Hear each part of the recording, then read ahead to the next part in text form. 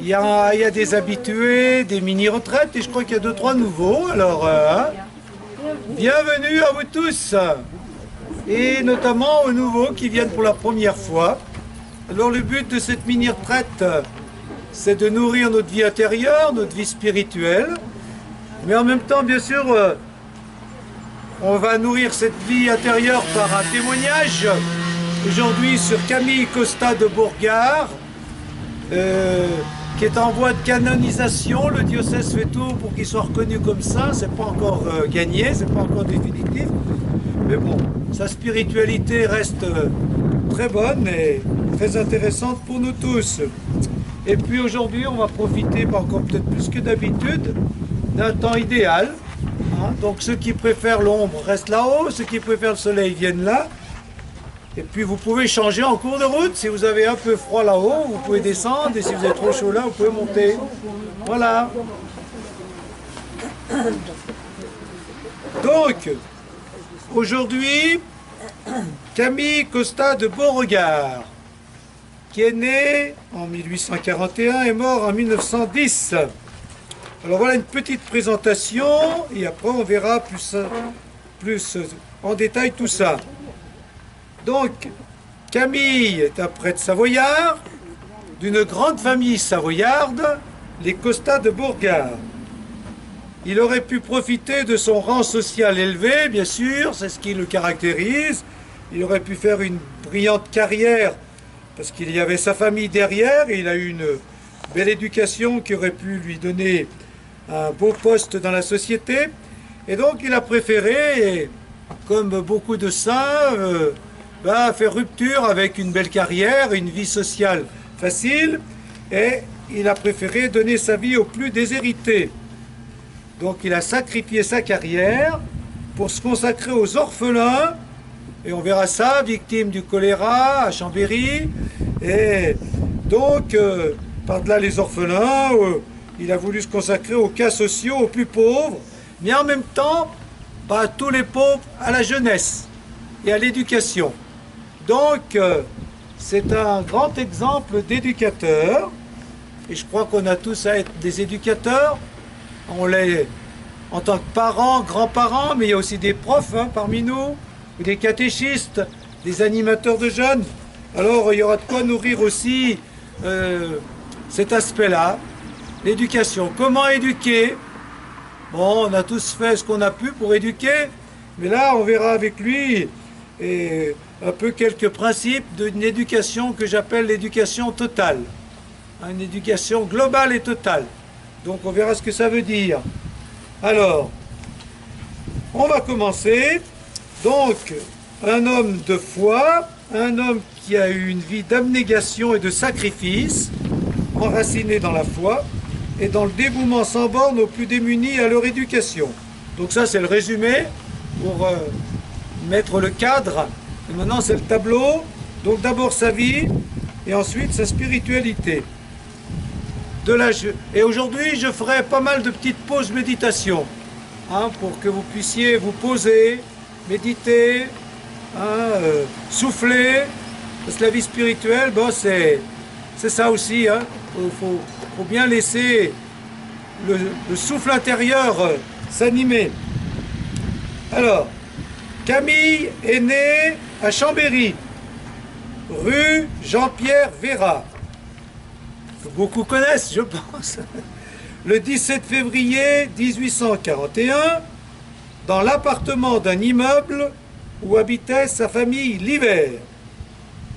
Le reste de l'année, la famille habitait au château de la Motte-Servolex, appelé aujourd'hui Château Reynac. Voilà, vous situez tout ça, à peu près. Bien. Donc, vous pouvez faire de temps en temps, si ça vous dit, un petit pèlerinage sur les pas de Costa de Bourgard. Ce n'est pas encore organisé au niveau du diocèse, mais nous, avec les prêtres de Savoie, le lundi saint, on a fait un parcours à pied de la maison diocésaine au bocage, en passant par les différents lieux où donc Costa de Beauregard a été, notamment le lieu de sa naissance, et puis bien sûr le lieu de sa conversion. Il y a le lieu de son baptême, c'est l'église Notre-Dame, et le lieu de sa conversion, c'est la cathédrale. Donc un petit parcours dans Chambéry. Un jour peut-être ça s'organisera comme ça, c'est bien agréable, parce que on voit un peu les différentes étapes de sa vie, et puis on peut méditer sur ce qui s'est passé pour lui dans ces lieux.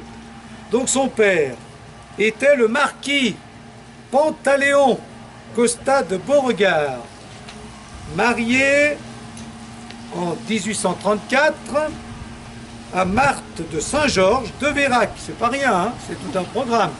Donc c'est bien des nobles entre eux, dont il aura 11 enfants. Camille étant le 5e.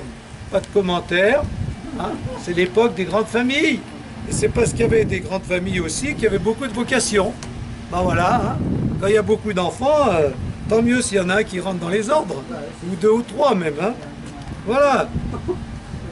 L'éducation de Camille sera donnée surtout par sa mère, le père étant souvent pris par ses affaires à la cour de Turin. Cette éducation, donc, fut sévère, parce que il y avait de la discipline, mais en même temps simple, et marquée par l'influence du précepteur de la famille, l'abbé Ferdinand Fabre. Donc c'est lui qui a eu l'éducation en main, l'éducation de Costa de Beauregard, de Camille, disons. Puis après, il y aura quelqu'un d'autre, l'abbé Claude François Chenal. Donc au début, c'est lui. En 1848, à 7 ans, Camille est confiée au frère de la Motte Servolex. Puis en 1850, donc à 9 ans, aux Jésuites, réfugiés en Belgique à Brugelette, près de Mons. En 1854, quand les Jésuites rentrent en France, il les suit à Vannes. Hein. Il y avait beaucoup d'expulsions de congrégations, des va-et-vient. Donc lui, il suit les Jésuites. Et c'est d'abord donc eux qui l'éduquent au moment où il commence à avoir déjà un certain âge, enfin 10 ans. Mais voilà, il a un problème, et il en aura toujours plus ou moins des problèmes de santé. Donc, atteint d'une congestion pulmonaire. Camille se rétablit difficilement, et pour cette raison de santé, il s'en va continuer ses études à Sainte-Marie de Toulouse pour y faire sa 3e et sa 2e. Donc là, il entre dans l'adolescence et la jeunesse. Toujours trop faible, il revient à la Motte en 1857 pour finir ses études sous la houlette d'un précepteur qui l'accompagnera jusqu'à la fin de sa propre vie, l'abbé Claude François Chenal. Voilà, donc ça c'est à peu près là, ça va tout. Enfin, il y a des problèmes de santé, mais il suit bien l'éducation humaine, les études, et puis la vie chrétienne, bon, sans trop se poser de questions, mais comme beaucoup peut-être d'entre nous, en tout cas beaucoup de jeunes et d'adolescents, il va traverser une grande crise religieuse de 1858 à 1861. Là, il abandonne la pratique religieuse et son goût pour la piété. Donc il a 1841, ça lui fait quel âge ça? 20 ans. 17 ans. Puis après 20 ans. Hein? Alors, puis finalement, en 1861, parce qu'il lit pas mal, il lit, bon, il vit sa jeunesse, hein, et il lit, et donc il tombe sur des livres qui le font réfléchir, des livres spirituels, et peu à peu ça mûrit en lui, et là il vit un grand retournement religieux, une conversion, un retour à la foi, en 1863. Donc il y a quand même eu du temps, hein, de 1858 à 1863, ça fait quand même 5 ans, 5 ans de... Bon oui, voilà. Mais ça c'est intéressant parce que justement on voit bien que, et c'est une des leçons de sa vie, ben, la grâce de Dieu nous attend si de temps en temps on sait lui être disponible. Hein. Donc il y en a qui ont des parcours dans la foi un peu rectilignes, et puis il y en a c'est plutôt sinueux ou des hauts et des bas.